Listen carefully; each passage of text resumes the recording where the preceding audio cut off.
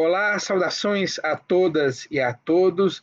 Bem-vindo ao programa Grandes Pensadores do Brasil, uma iniciativa da Escola Superior de Advocacia, que quer compartilhar com você, advogado, com você, advogada, uma visão bem mais ampla e bem além do direito. Hoje, nós temos a grata satisfação de receber para esse primeiro programa, para esse programa inaugural, a professora Ana Lúcia Pastore, que é professora de Antropologia do Direito, tem sua formação inicial em Direito, mas depois enveredou pela área da Sociologia, da Antropologia, é professora da Universidade de São Paulo, dessas disciplinas, nessa área, e também tem uma contribuição histórica aqui com a nossa Escola Superior de Advocacia, já tendo ministrado vários cursos aqui na escola. Nós esperamos que ela volte com uma frequência cada vez maior. Professora Ana, muito obrigado por seu tempo, obrigado por compartilhar conosco os seus conhecimentos. Eu queria já passar-lhe a palavra com uma provocação, né? Para começarmos esse bate-papo. Algumas estatísticas têm sido veiculadas acerca do aumento da violência doméstica durante o período de pandemia. E eu queria ouvi-la a esse respeito, uma análise antropológica, né? O que pode estar por trás desse aumento na violência doméstica a partir do momento em que as pessoas passam a conviver mais em família. Obrigada, Jorge, pelo convite para estar aqui. É uma honra, é um prazer.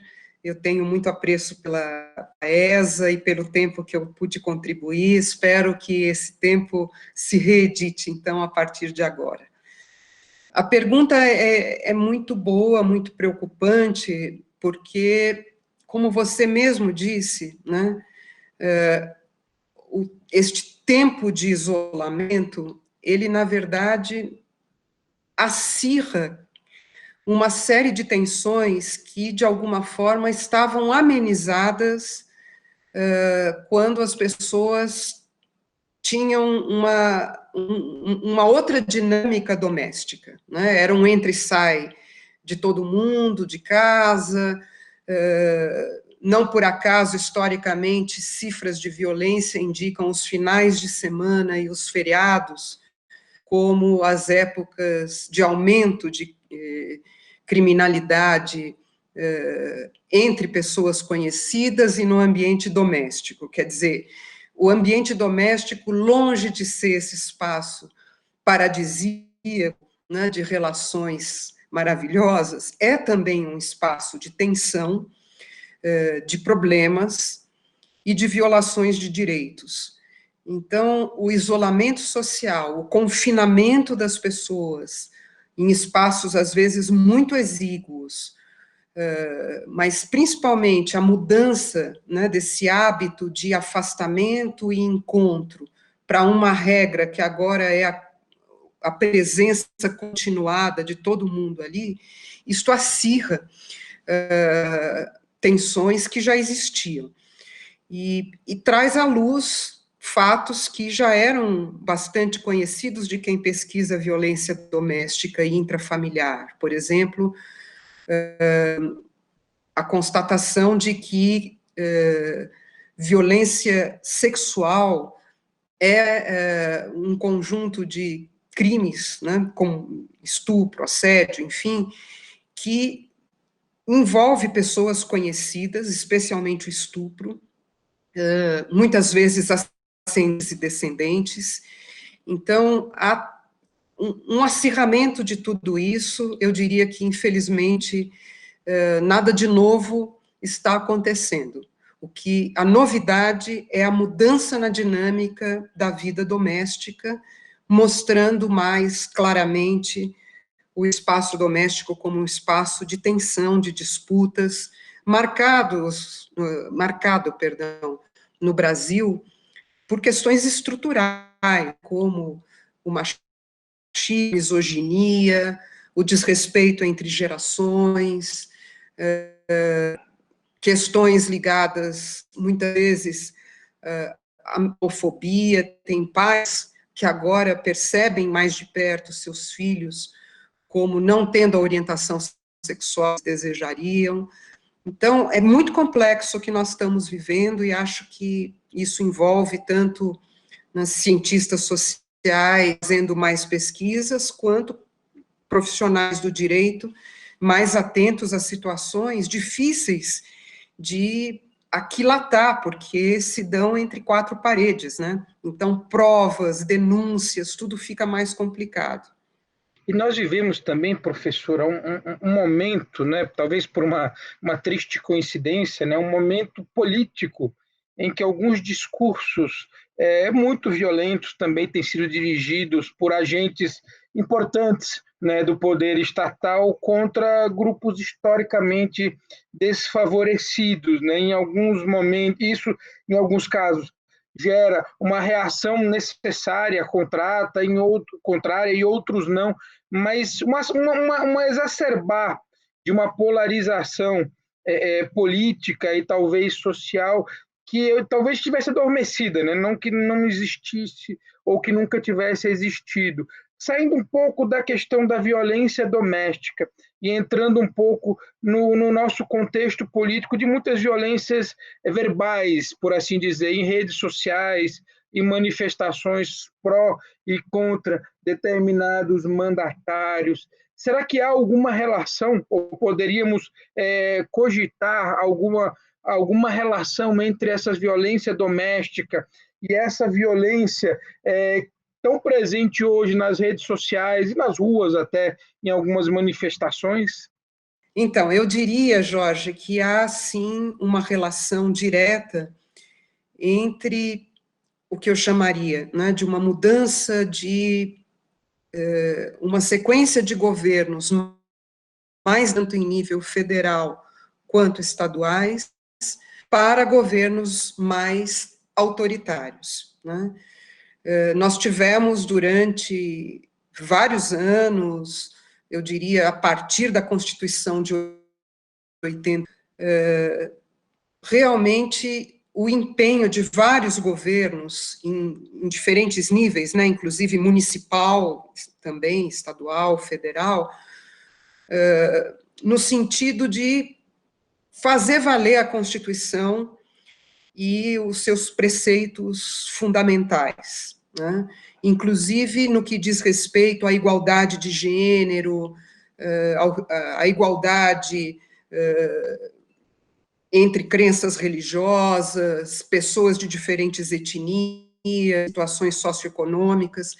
Então, nós vínhamos desde antes de 88, né, do período constituinte, passando por 88, as décadas de 90, depois o início dos anos 2000, num crescendo de políticas públicas que, claro, não surtem efeitos imediatos, mas pouco a pouco vinham mudando mentalidades e contribuindo para que aquilo que fomenta a violência doméstica pudesse, de alguma forma, ser questionado, né? Então, as crianças, os adolescentes estavam tendo nas escolas mais acesso a discussões sobre gênero e sexualidade, que são fundamentais para a formação de cidadãos e cidadãs mais conhecedores da diversidade humana e de si próprios, né, enquanto partes dessa diversidade.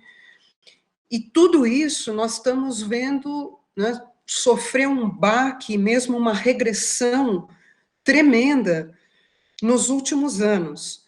E eu, particularmente, acho que é muito mais difícil, às vezes, construir do que destruir, né? Porque para construir, a gente faz, pouco a pouco, um trabalho de formiga mesmo, né? E vai abrindo brechas, levando ali tijolo por tijolo, até pouco a pouco ver uma parede se erguer. Para destruir tudo isso, às vezes, sabe, algo como fake news numa velocidade absurda, né, desrespeitos a regras que garantiam, de alguma forma, a diferença entre liberdade de pensamento e de expressão. Acho que o que você menciona como trocas de, né, violências verbais, entrando nesse ponto, tem muito a ver, na minha opinião, Jorge, com pensamento e liberdade de expressão, né? Porque as pessoas acham que tudo que elas pensam, mesmo que sejam desejos que violem os princípios básicos da convivência humana garantidos na Constituição, no pacto de vida que nós temos como grupo, né, maior de brasileiros, tudo bem, isso vale porque é a liberdade de pensamento que se expressa. Mas entre uma liberdade e outra, existe justamente o pacto social, não é mesmo? Você pode pensar o que você quiser, mas se você expressa o que você pensa, você está se relacionando, você está num espaço que não é só seu, da sua intimidade e da sua convicção mais profunda. À medida que você expressa um pensamento, você está no espaço, se não só familiar, muitas vezes no espaço público, né? Mas só o espaço familiar já é um espaço coletivo. Então, quando você muda da privacidade, da sua íntima, né, das suas íntimas convicções, para esses espaços coletivos, sejam domésticos ou do trabalho, da política, há um filtro que tem que ser respeitado e que é o filtro das regras básicas de convivência e de respeito. Eu acho que essa é a confusão fundamental que nós estamos vivendo hoje, né? A perda de noção desse filtro e do quanto sem ele nós deixamos de ser um grupo que tem chance de fato de sobreviver enquanto grupo, né? Eu tenho sido convidada a discutir os limites dos direitos humanos, que é um tema que, enfim, não vou aqui introduzir a fundo, só tangencialmente, mas eu acho que tem a ver com o nosso debate. Eu acho que os direitos humanos, justamente, eles têm como uma espécie de limite ao respeito à diversidade, já que eles são calcados no respeito à diversidade, este momento em que há formas de diversidade que atacam e querem destruir outras formas, né? O limite do respeito à diversidade é dizer não a formas de diversidade que sejam destrutivas de outras. Isso quem disse foi Lévi-Strauss, lá nos anos 50, quando a Unesco foi fundada, né? E ele assumiu uma função muito importante e redigiu um texto maravilhoso chamado Raça e História. Lévi-Strauss fez um grande elogio à diversidade nesse texto, mas ele termina o texto dizendo isso. Nós temos que estar sempre abertos, atentos a todas as formas de diversidade e de expressão da diversidade, mas há um limite. E o limite é toda expressão da diversidade que seja destrutiva de outra. É o racismo, é a xenofobia, é a homofobia, é tudo aquilo que considera o outro tão desprezível que ele merece ser exterminado, tolhido e censurado. Então, eu concluiria essa, né, pergunta tão complexa que você fez com essa reflexão. Me permita fazer uma outra pergunta que talvez seja igualmente complexa até, mas para pensarmos aí numa possível posologia para esse problema, mas diretamente pensando no que imaginamos ser o principal público desse nosso bate-papo. Qual o papel do profissional do direito e do profissional da pesquisa, de um modo geral, nesse momento para tentar evitar alguns retrocessos anunciados, né? Eu queria só fazer um registro de algo que eu pude perceber na minha experiência de vida, na minha experiência acadêmica ao longo dos anos. Eu me recordo da minha infância e na minha adolescência. Eu morava em Natal, no Rio Grande do Norte, até o meu período de faculdade. Eu me graduei na Universidade Federal do Rio Grande do Norte. E durante todo esse período, eu me lembro que brincadeiras entre homens, né, entre rapazes, meninos, elas sempre, em geral, as brincadeiras pejorativas tinham um cunho homofóbico. eu saio de Natal, me estabeleço em São Paulo, e confesso que eu já percebi um nível de tolerância distinto, e pude perceber isso nas ruas, né? Caminhando próximo à Avenida Paulista, eu sempre morei nessa região, eu já percebi alguma mudança, mas muito mais do que isso, eu percebi mudanças com o passar dos anos, com o passar do tempo. Então, eu dou aula desde 2005, em geral, pego alunos ali na graduação com 18, 19, 20 anos, e eu percebo até pelos debates de sala de aula que eles tiveram uma formação muito diferente da formação da minha geração. Então, assim, essas brincadeiras que eu me recordo dos meus tempos de infância e da minha adolescência, que eram tão comuns, eu diria que tão naturalizadas, para essas gerações mais recentes de meus alunos, elas são intoleráveis. Eles mesmos entre si têm um corte que esse tipo de brincadeira já não é bem recebido. E tenho percebido também, se eu conseguir ver uma evolução ao longo desses anos, em relação a brincadeiras que a gente poderia cunhar de homofóbicas, eu também percebi uma mudança significativa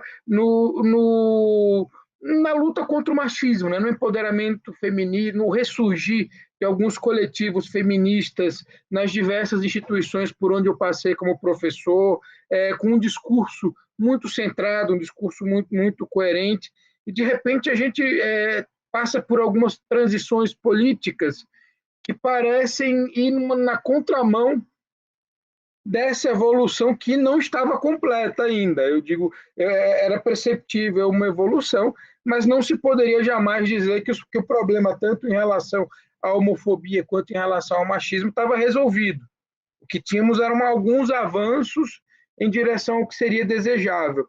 E a gente tem uma transição política talvez até extremada, ou não sei se para mim pessoalmente, particularmente inesperada, de repente nos fazem ressurgir com alguns discursos que pareciam bem superados e vencidos. Então, assim, nesse contexto, com essa percepção, o que o profissional do direito, o que o pesquisador, o acadêmico das ciências sociais, enfim, das engenharias, por que não, mas das diversas... O que os pensadores podem fazer diante desse cenário para evitar um retrocesso de conquistas construídas tão paulatinamente, como você falou, construir às vezes é muito difícil, né? Tijolinho por tijolinho, e destruir com uma única marretada você consegue levá-los todos abaixo, né? Me permita fazer essa provocação. Eu sei que a pergunta é difícil, mas gostaria muito de ouvi-la a respeito desse tema. Não, a pergunta é excelente, Jorge, tem tudo a ver com o que nós estávamos já conversando, né? Primeiro, eu gostaria de pontuar, só lembrando esse mesmo texto de Lévi-Strauss, né, que o que a gente costuma chamar de evolução, talvez não seja uma linha contínua, como se fosse uma escada com degraus, e que implica subir degrau a degrau numa única direção, de forma, né, ininterrupta. Lévi-Strauss sugere que faz parte da dinâmica da vida social, movimentos que ele, inclusive, menciona que seriam mais parecidos com o de um cavalo no jogo de xadrez, né, que ao invés de andar numa mesma direção, se desloca em diferentes sentidos. Ou seja, talvez o que nós temos na história mais recente, né, do mundo, pensando mais até no mundo ocidental, e pensando no século XX, e agora no início do XXI, é sim um crescendo de conscientização de que nós somos muito capazes de nos autodestruir, que quase conseguimos isso, né, entre a Primeira e a Segunda Guerras Mundiais, e que temos que lidar com esse nosso poder destrutivo, talvez mais ou tão forte quanto o nosso poder de autoconservação e de recíproco respeito. Então, eu acho que faz parte da dinâmica, né, das sociedades, não apenas uma busca continuada de avanços, digamos, rumo à paz, mas conflitos e tensões fazem parte. A questão é como lidar com eles, né, e acho que depois da Segunda Guerra, especialmente, nós tivemos um marco fundamental do ponto de vista jurídico, que foi a consolidação da Carta de Direitos Humanos, né, da Declaração Universal dos Direitos Humanos de 1948. Eu acho que este marco, ele é inédito, embora, claro, herdeiro de outras declarações, da Revolução Francesa, enfim, de vários outros textos, mas em 48 nós temos né, essa declaração de que nos reconhecemos como um grande grupo no planeta inteiro e que, se não nos cuidarmos, é grande a chance de nos exterminarmos.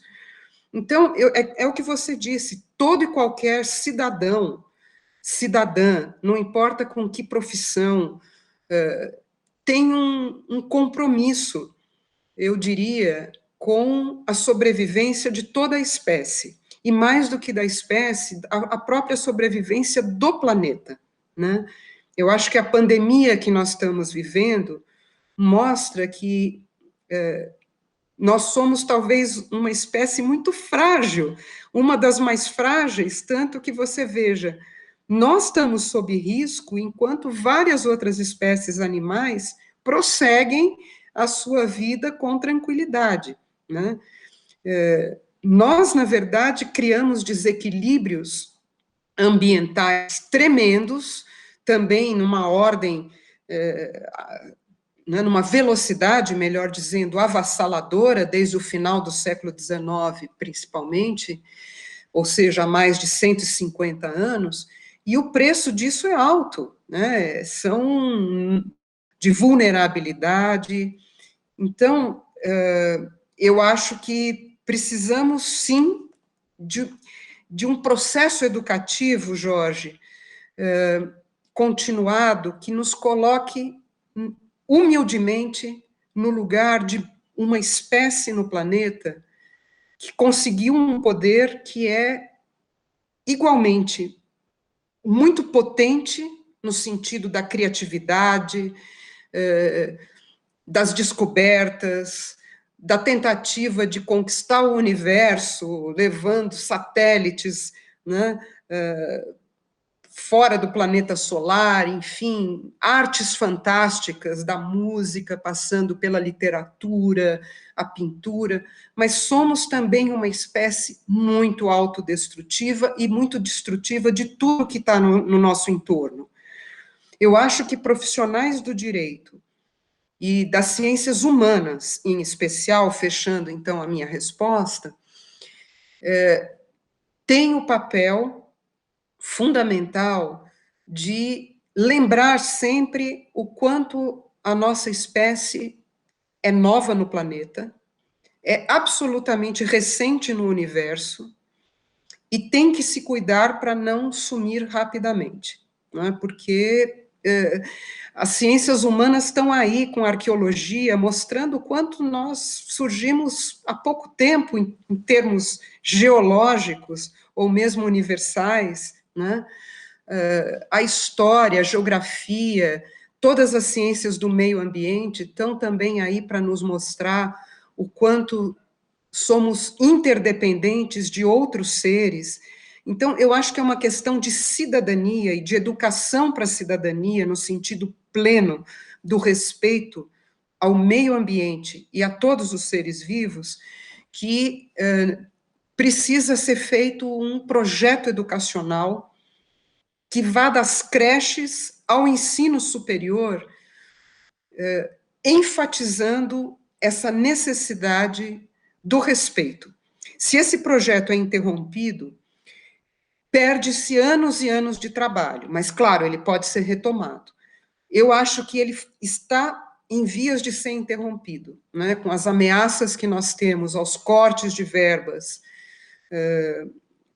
em todas as frentes, mas especialmente nas áreas de humanidades, com o desmantelamento de instituições fundamentais para a pesquisa, como a CAPES e o CNPq, em nível de pós-graduação e de graduação, bolsas diminuindo, as universidades públicas sob ameaça de cortes.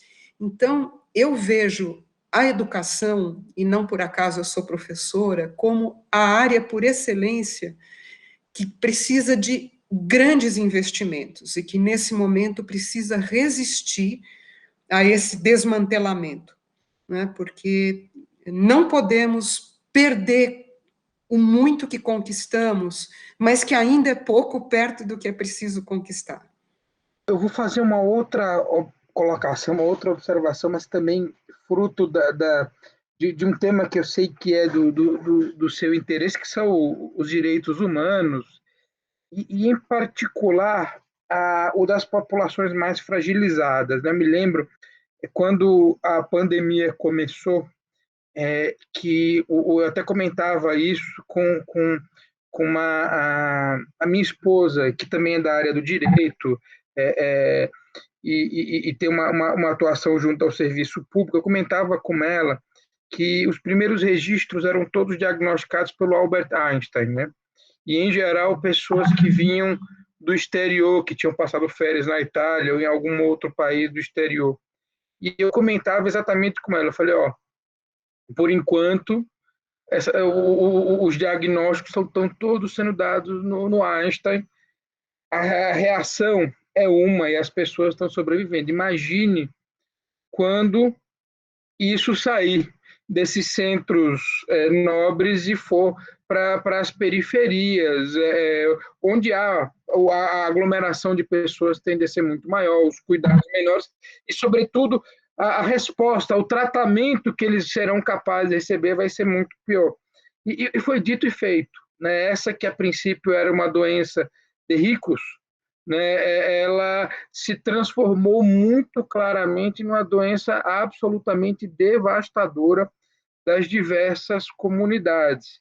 E vieram alguns discursos, né, inclusive de agentes políticos, né, mas não só. Né, eu ouvi em diferentes fóruns o mesmo discurso de que as pessoas deveriam deixar liberar a contaminação para que as pessoas se imunizassem e tivesse tudo resolvido, e assim a gente passaria do problema. Acho que a experiência já mostrou que essa solução não é adequada, tanto na Suécia quanto no Brasil, quanto nos Estados Unidos. Me parece que o discurso durou menos, o discurso foi teve menos resposta. E a gente tem uma situação muito particular com um outro grupo muito vulnerável, talvez até mais do que o das comunidades, que é o da população carcerária, porque são pessoas onde o distanciamento que estão numa situação onde o distanciamento social é impossível, é absolutamente, fisicamente impossível, por determinação legal ou judicial impossível. Então, diante de um cenário que parece acentuar ainda mais as desigualdades sociais que estão presentes no Brasil, mas também a vulnerabilidade de determinados grupos, né? O que é possível fazer em termos de discussão de direitos humanos, né? Porque eu tenho inclusive uma irmã que trabalha, psicóloga, trabalha numa penitenciária aqui do estado de São Paulo, e onde há casos diagnosticados da doença, né? E como é possível assegurar um mínimo existencial num contexto como esse, né? Num contexto onde as pessoas, bom, enfim, o que nós chamaríamos de elite, que é o retorno à atividade econômica, mas muitas vezes não para ele ir trabalhar, né? Para que outras pessoas trabalhem, enfim, em que a gente tem uma situação de discussão de relações de trabalho em plataformas digitais como não sendo relação de emprego, como se a princípio essas pessoas não fossem subordinadas, não pelo menos não precisassem de algum tipo de proteção. E a gente divide essas pessoas que trabalham em plataformas em dois grandes grupos, né? O das atividades que tiveram aumento de demanda, o serviço de delivery, tiveram aumento de demanda, mas também o aumento do risco, né? Durante todo o período de distanciamento social, inclusive na fase 1, né? Das políticas públicas, inclusive nos lugares onde houve o lockdown, eram as pessoas mais expostas ao contato com outras e, portanto, a contaminarem, a contraírem o vírus e repassarem para outras pessoas. E outro grupo que, de repente, passou a não ter possibilidade nenhuma de atividade econômica por ficar confinado em casa. O exemplo, condutores do Uber. Então, assim, num cenário como esse, o que, como, né, e se é possível, o que devemos fazer e como fazer para ter um diálogo adequado acerca dos direitos humanos, tanto na perspectiva do direito quanto na perspectiva das ciências sociais, né, para exacerbar a vulnerabilidade desses grupos em particular. Eu acho, Jorge, que a começar pelos presídios, né, e voltando ao que eu disse logo que nós começamos essa conversa, não há nada de muito novo no ar, né? Presídios, a gente sabe, no Brasil, são lugares que estão longe de serem apenas espaços de pena de privação de liberdade. Muito mais do que privação de liberdade, nós temos privação de direitos básicos ali, como o direito à saúde. Tanto que outras doenças, como tuberculose, enfim, doenças contagiosas, mesmo sexuais, são transmitidas numa velocidade dentro de presídios muito mais alta do que fora deles, né? Então, essa situação, novamente, nos mostra que o encarceramento em massa é, de fato, um beco sem saída, né? Um beco que está ficando cada vez mais estreito, mais perigoso e realmente não tem saída. Não adianta construir... Jorge, desculpa, eu vou interromper, seu microfone está aberto, então eu vou voltar aqui ao que eu estava falando. Então, voltando a essa questão, né, dos presídios, o encarceramento em massa, ele é sempre mais do mesmo e não avança em nenhuma novidade, né? Ou seja, mais vagas vão sempre ser preenchidas, vai haver superpopulação e mais vagas e superpopulação, até porque a política, né, criminal não tem se aberto a contento, no meu entendimento, a formas alternativas de resolução de conflitos, inclusive fora do direito civil, né, que é uma discussão importante.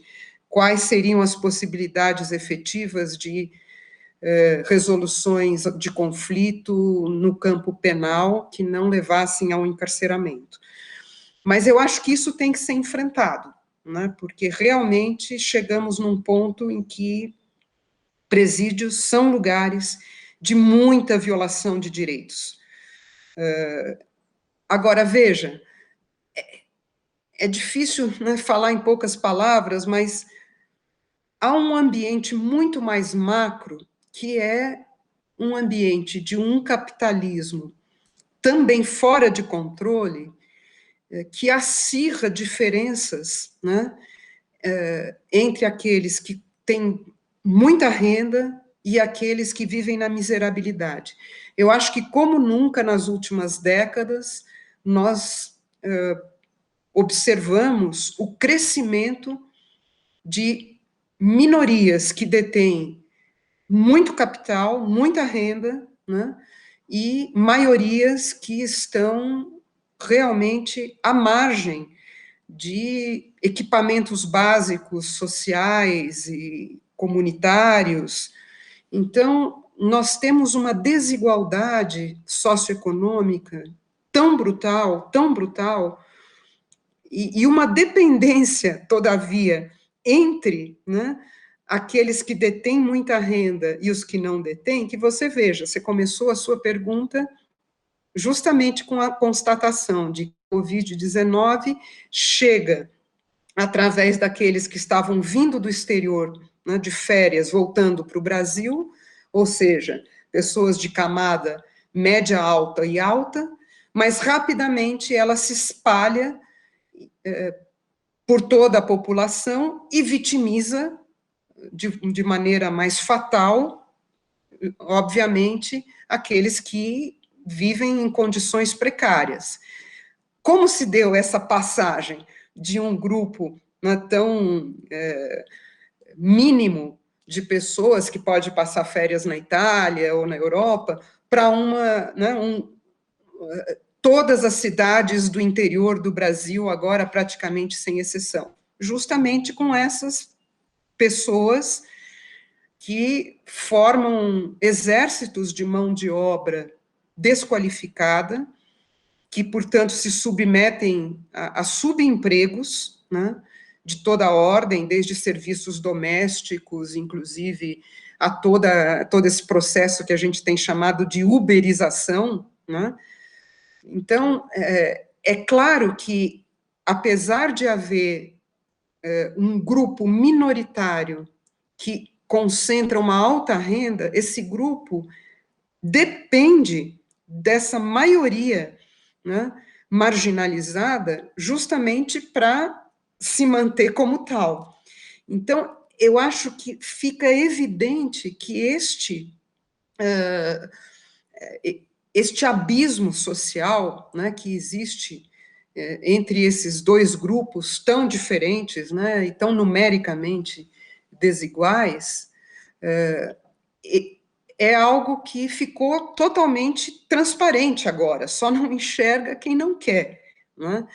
E veja que é cruel a constatação de que há alguns governantes, inclusive, que, sem o menor problema, dizem que, de fato, alguns vão morrer, e daí, né? Então, quando se diz isso, se sabe que quem vai morrer é, de fato, quem faz parte de uma maioria desprivilegiada, né? Então, são pessoas com histórias, com amores, com trajetórias, que acabam virando números quase insignificantes, percebe? Porque quando a gente fala, nossa, o Brasil, mais de 200 milhões de brasileiros, veja, quantos por cento que de fato já morreram, se a gente considerar já 60 mil, né? É uma pequena parte, muito mais gente está se curando, muito mais gente sequer contraiu. Então, é terrível como essas desigualdades socioeconômicas rapidamente se convertem em números que apagam histórias, né? Apagam identidades.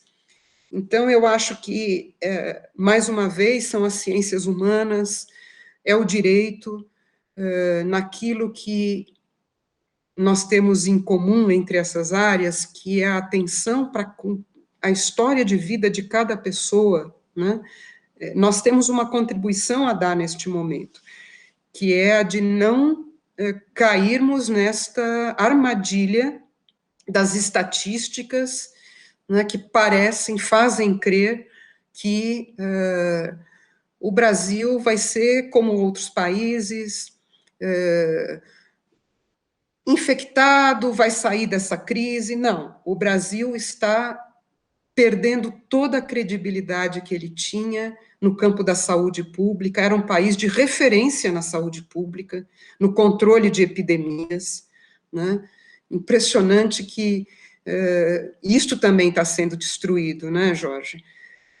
O Brasil, de fato, foi um país que conseguiu erradicar doenças como o sarampo e outras, e agora se vê numa situação que é semelhante à de países que não chegaram a ter um sistema único de saúde como o nosso, que, enfim, não investiram como nós já investimos no Brasil, na construção mesmo de uma igualdade um pouco maior na área da saúde. Então, não por acaso o SUS está sendo também alvo, né, de ataques e destruição.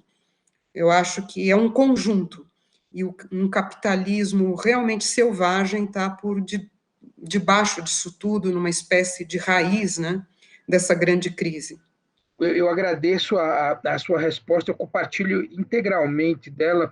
Eu vejo que a gente precisa aproveitar a oportunidade que essa crise, nessa proporção, nos deu para refletir sobre os rumos que a gente tomava, né? Então, assim, em relação... Essa crise, por exemplo, mostra a importância da saúde pública, assim como mostra a importância da proteção social mínima que seja, que uma relação de trabalho, que uma carteira assinada pode conferir. Nessa crise, ela evidencia, por exemplo, que quem trabalha em plataforma digital precisa de algum tipo de proteção.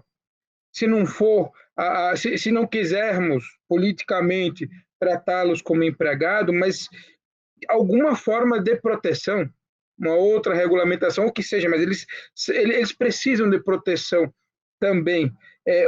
Mas me parece muito assustador que ainda nesse cenário, né, o discurso contrário a tudo isso é o que prevalece. Né? Então, por exemplo, em matéria de relações de trabalho, que é o meu foco de estudos, né, já se começa a discutir, não, vai ter que ter mais flexibilização, mais desregulamentação, porque a crise econômica vai destruir tudo. Não, mas muito pelo contrário.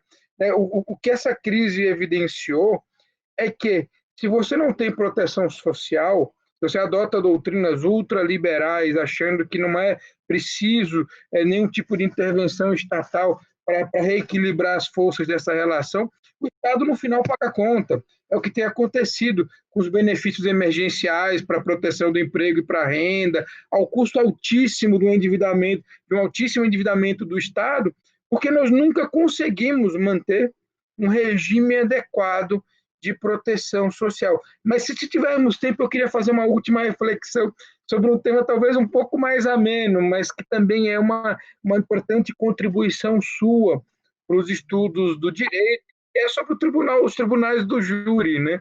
Eu sei que há uma discussão no mundo todo sobre se eles devem prevalecer, se esse julgamento por juízes leigos, né, ou não adequado. Alguns países os adotam com maior amplitude, é o caso dos Estados Unidos, né, que tem julgamentos populares, né, julgamentos pelo tribunal do júri, em questões, às vezes, cíveis, ambientais, tem um leque maior de temas. Né. Temos o caso do Brasil, que é somente para os crimes dolosos contra a vida. Você estudou muito bem o modelo francês, né, numa análise comparativa, e eu gostaria de ouvi-la, sobretudo, sobretudo, ouvir a sua opinião em relação a isso. O que você acha do julgamento do leigo, do juiz leigo, para esses temas que são fatalmente os temas mais relevantes, né, do direito, porque envolvem exatamente a tutela do direito à vida, mas também permitem o julgamento, né, que os julgamentos desses temas tragam à tona alguns aspectos culturais, alguns aspectos sociais do entorno da vítima e, às vezes, também do agressor. E qual a sua opinião sobre essa questão?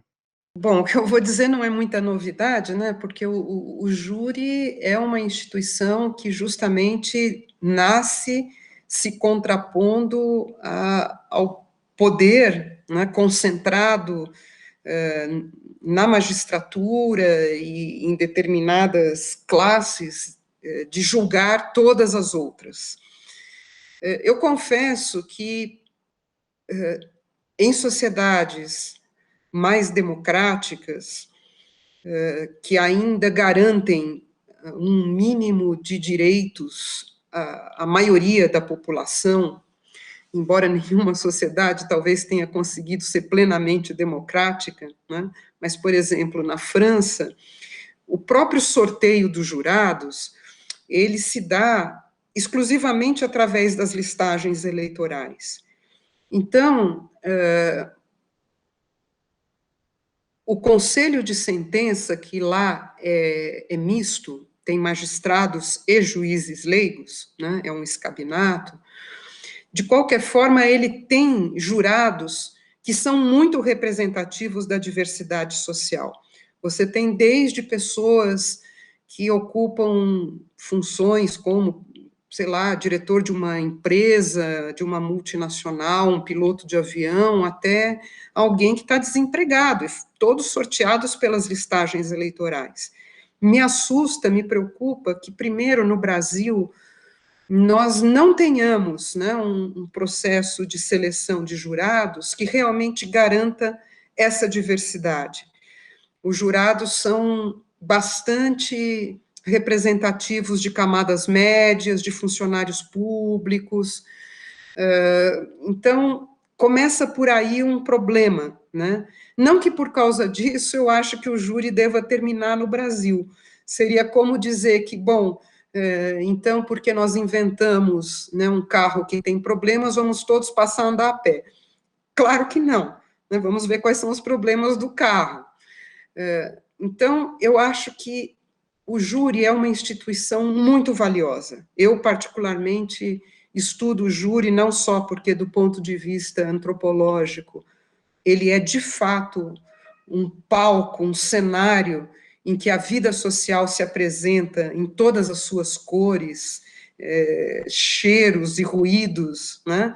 Ali nos palcos do júri, a gente vê as diferenças sociais muito claramente colocadas, paixões e ódios, lealdades, honra, enfim, seja entre casais, entre grupos que disputam o tráfico, coisas muito pulsantes da vida social chegam aos plenários do júri. Então, não só por isso, eu, como antropóloga, acho o júri uma instituição a ser mantida de cidadãos e cidadãs na esfera jurisdicional. Acho que a noção de justiça, ela, muito mais do que uma abstração, ela tem que ser uma experiência, ela tem que ser uma vivência, ela tem que fazer parte justamente de um processo educacional, né? Eu acho que, não por acaso, algumas experiências bem-sucedidas de círculos restaurativos, justiça restaurativa em escolas, contribuem para o processo de formação dessa noção de justiça nas crianças, nos adolescentes. Por quê? Porque há uma noção de que todos nós fazemos parte do sistema de justiça, como cidadãos e cidadãs. Não é preciso apenas, não é preciso necessariamente fazer um curso de direito, né?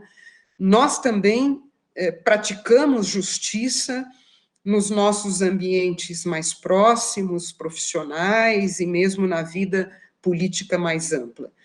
Então, eu acho que quando cidadãos e cidadãs podem participar de um instituto do sistema de justiça, né, como é o Tribunal do Júri, de uma instituição, melhor dizendo, do sistema de justiça, isso ainda dá mais plenitude a esta ideia de que justiça não é algo distante, né, que são só algumas poucas pessoas que podem, de fato, colocar em prática.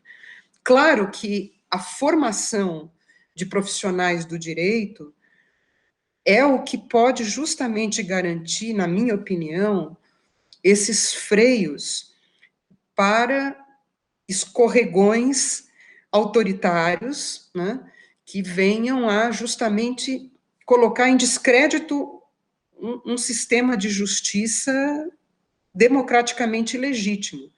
Eu acho que são profissionais do direito hoje, como nunca, ou melhor, como em outros períodos, né, duros da história do Brasil, que têm sim o papel de garantir